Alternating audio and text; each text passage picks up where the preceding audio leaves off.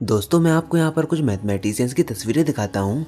ये सब वही मैथमेटिशियंस हैं जिन्होंने हमारी आज की मैथमेटिक्स को डेवलप करने में काफ़ी बड़ा योगदान दिया है, जैसे कि Srinivasa Ramanujan, Isaac Newton, Archimedes, Pythagoras, Aryabhata, Euler, Brahmagupta, Hilbert, Riemann और इन्हीं के साथ ही साथ कई सारे मैथमेटिशियंस भी इस लिस्ट में शामिल हैं।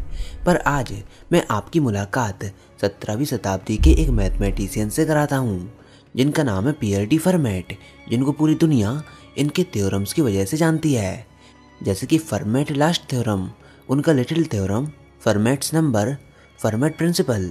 साथ ही साथ इनको मॉडर्न थ्योरी ऑफ नंबर्स का फाउंडर भी माना जाता है। उन्होंने डिफरेंशियल और integral calculus, number theory, physics में ऑप्टिक्स एंड एनालिटिक ज्योमेट्री में भी अपना कंट्रीब्यूशन दिया है। हालांकि ये पेशे से मैथमेटिशियन नहीं थे, बल्कि ये एक लॉयर थे, लेकिन मैथमेटिक्स और फिजिक्स में किया गया इनका काम इनको एक काफ़ी फेमस मैथमेटिशियन बनाता है। इनके कई सारे वर्क में से आज जिसमें हम इंटरेस्टेड हैं वो है इनके द्वारा दिया गया लास्ट थ्योरम। आज जिसमें हम इंटरेस्टेड हैं वो है फर्मेट लास्ट थ्योरम। आप लोगों में से कई सारे लोगों ने इनके ऊपर वीडियो बनाने के लिए रिक्वेस्ट की थी, तो आज हम फर्मेट लास्ट थ्योरम को पूरे डिटेल में जानेंगे। साथ ही साथ ये भी जानेंगे कि आखिर इस थ्योरम का प्रूफ कैसे हुआ और किसने किया। तो चलिए बिना टाइम वेस्ट करते हुए वीडियो को स्टार्ट करते हैं। अब अगर आप एक मैथमेटिशियन हो तो आप फर्मेट के लास्ट थ्योरम को अच्छे से जानते होंगे, लेकिन अगर आप एक स्टूडेंट हो देन प्रोबेबली आपने इस थ्योरम को नहीं पढ़ा होगा। तो डायरेक्टली इसकी स्टेटमेंट को जानने की बजाय हम इस थ्योरम के कंसेप्ट को जानेंगे कि आखिर ये थ्योरम हमको क्या कहना चाहता है। तो सबसे पहले मैं आपकी मुलाकात नंबर लाइन से कराता हूँ। तो स्क्रीन पर देखिए, ये है हमारी रियल नंबर लाइन। इसके सेंटर पार्ट में नंबर 0 है। इसके लेफ्ट हैंड साइड पर सारे नेगेटिव नंबर्स मौजूद हैं जो कि माइनस इनफाइनाइट तक चलते हैं, और इस नंबर लाइन के राइट हैंड साइड में सारे पॉजिटिव नंबर्स हैं जो कि प्लस इनफाइनाइट तक चलते हैं। तो यहाँ पर सबसे ज़रूरी बात यह है कि ये जो फर्मेट लास्ट थ्योरम है वो केवल पॉजिटिव नंबर के साथ ही वर्क करता है, नंबर लाइन के राइट हैंड साइड वाले हिस्से को ही कवर करता है, जैसे कि 2, 3, 4, 5 टिल इनफाइनाइट। अब इसको और सिंपल बनाने के लिए हम इसको पॉजिटिव इंटीजर नहीं बल्कि इनको हम सिंपल नंबर ही बोलेंगे। तो अब मैं आपको एक काफ़ी सिंपल इक्वेशन दिखाता हूँ। आप अपनी स्क्रीन पर देखिए, ये रही वो इक्वेशन a + b = c। ये काफ़ी बेसिक और काफ़ी ज़्यादा सिंपल इक्वेशन है। ये हमको ये कहती है कि अगर आप a और b का एडिशन करो तो आपको नंबर c मिल जाएगा, या फिर नंबर c a और b के सम के बराबर है। अब यहाँ पर आप मुझको कुछ ऐसी वैल्यूज़ बताइए जो कि इस इक्वेशन को सेटिस्फाई करेंगी। आई नो आप इसमें काफ़ी सारी वैल्यूज़ को बता सकते हो, जैसे कि अगर आप a की वैल्यू को 1 पुट करो, b की वैल्यू को 2 पुट करो एंड c की वैल्यू को 3 पुट करो, देन ये इक्वेशन सेटिस्फाई हो जाएगी, क्योंकि a + b = c के बराबर प्रूव हो जाएगा। 1 + 2 = 3 के बराबर होता है, और राइट हैंड साइड में भी नंबर 3 है। तो यानी कि लेफ्ट हैंड साइड और राइट हैंड साइड दोनों बराबर हो गई और ये इक्वेशन वेरीफाई हो गई। इसी प्रकार से आप a की जगह पर 3 पुट कर सकते हो, b की जगह पर 5 पुट कर सकते हो एंड c की जगह पर 8 पुट कर सकते हो। देन इस केस में भी हमारी ये इक्वेशन सेटिस्फाई हो जाएगी। ये एक काफ़ी सिंपल केस है, क्योंकि आप यहाँ पर a, b और c की इनफाइनाइट वैल्यूज़ को अज्यूम करके इस इक्वेशन को सेटिस्फाई कर सकते हो। मतलब हम सब इस बात को ईजिली ये मान सकते हैं कि इस इक्वेशन के इनफाइनाइट नंबर्स ऑफ सॉल्यूशन हो सकते हैं। अगर आपको विश्वास नहीं है देन आप खुद प्रैक्टिकली भी इसको करके देख सकते हो। अब ये तो एक काफ़ी सिंपल केस था। अब डिफ़िकल्टी को एक और लेवल और ऊपर लेकर चलते हैं। अब यहाँ पर मैं आपको एक दूसरी इक्वेशन दिखाता हूँ, तो ध्यान से अपनी स्क्रीन पर इस इक्वेशन को देखिए।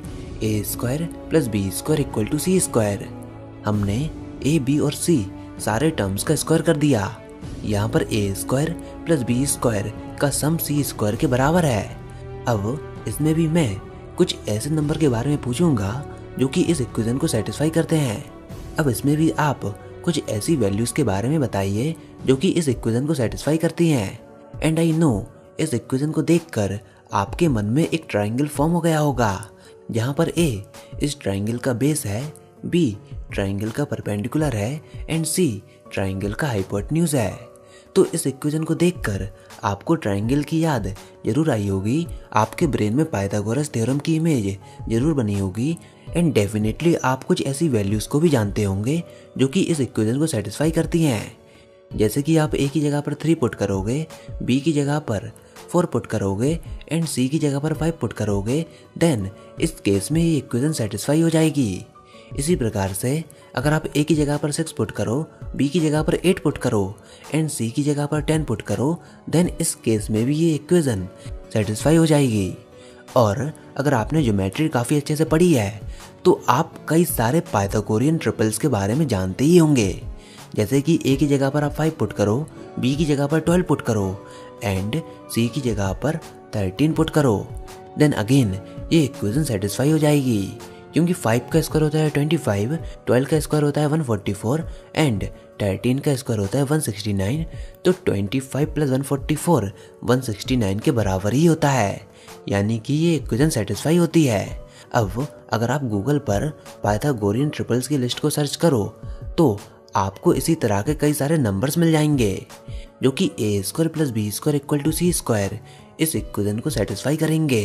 इनफैक्ट कई सारे नंबर्स नहीं बल्कि इसमें आपको इनफाइनाइट आंसर्स मिल जाएंगे, यानी कि हमारी पहले वाली equation a plus b equal to c और दूसरी वाली equation a square plus b square equal to c, इस केस के लिए यहाँ पर इनफाइनाइट नंबर्स ऑफ सॉल्यूशन हो सकते हैं जो कि इन इक्वेशन को सेटिस्फाई करेंगी।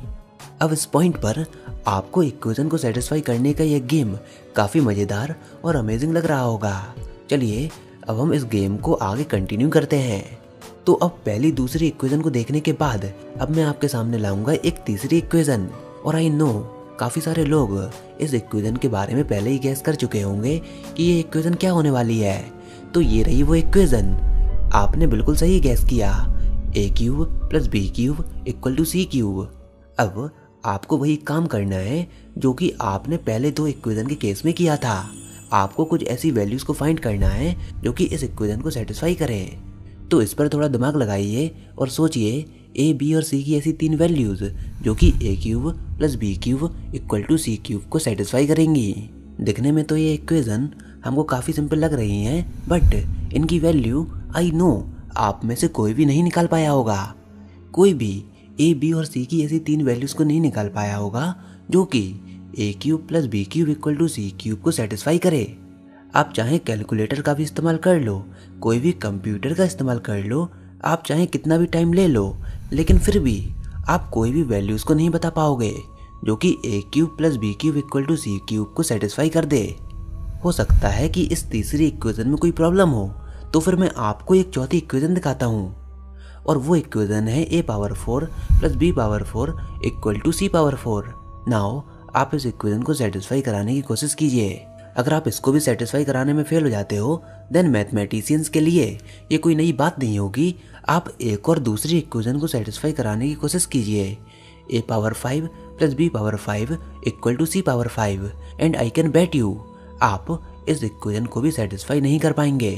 पहली और दूसरी इक्वेशन को तो आपने बड़ी आसानी से सेटिस्फाई कर दिया, लेकिन जब हम तीसरी इक्वेशन से आगे बढ़े तो ये काफ़ी आसान दिखने वाली इक्वेशन काफ़ी ज़्यादा मुश्किल हो गई।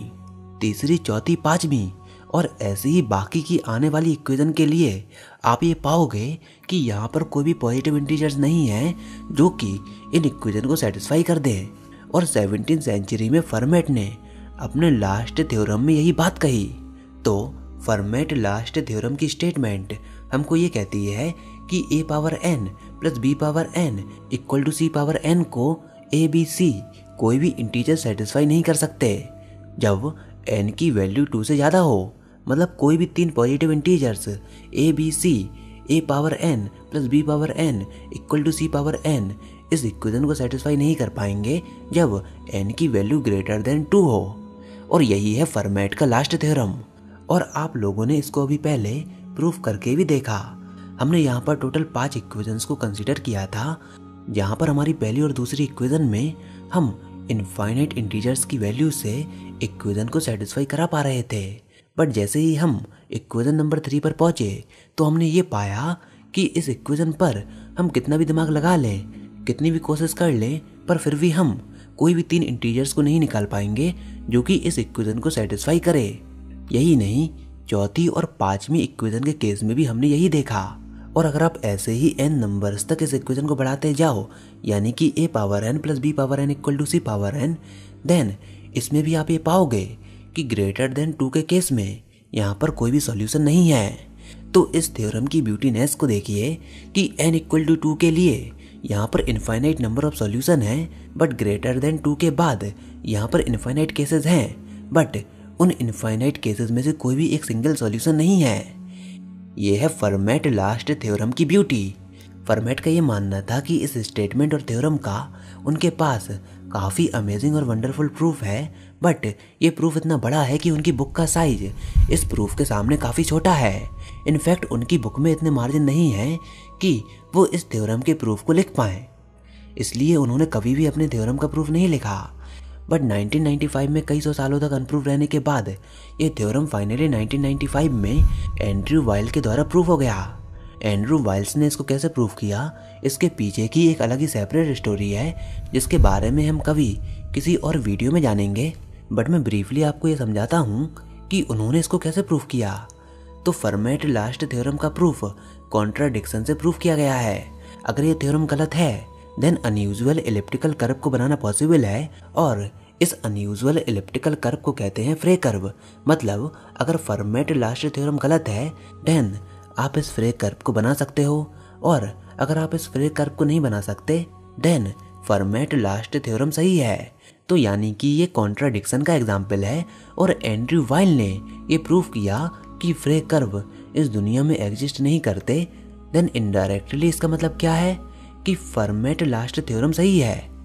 खैर, इसके प्रूफ के पीछे की पूरी डिटेल में एक अलग ही कहानी है, जिसके ऊपर हम कभी और किसी और वीडियो में बात करेंगे। तो बताइए आपको ये वीडियो कैसी लगी। आई होप आपको ये वीडियो जरूर पसंद आई होगी। अगर ऐसा है तो इस वीडियो को लाइक कीजिए, अपने दोस्तों के साथ शेयर कीजिए, और अगर आपने हमारा चैनल अभी तक सब्सक्राइब नहीं किया, देन इसको सब्सक्राइब कर लीजिए ताकि आगे आने वाली कोई वीडियोस और अपडेट्स आपसे मिस ना हो पाएँ।